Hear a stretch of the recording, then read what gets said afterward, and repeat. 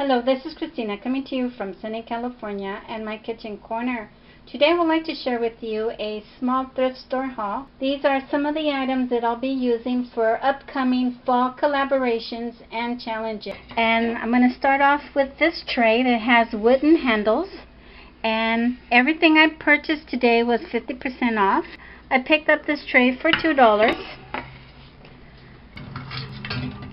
I picked this one up for $2.50, and I picked up this one for $3.50. So I picked up this little beauty for $1.50, and it says tea.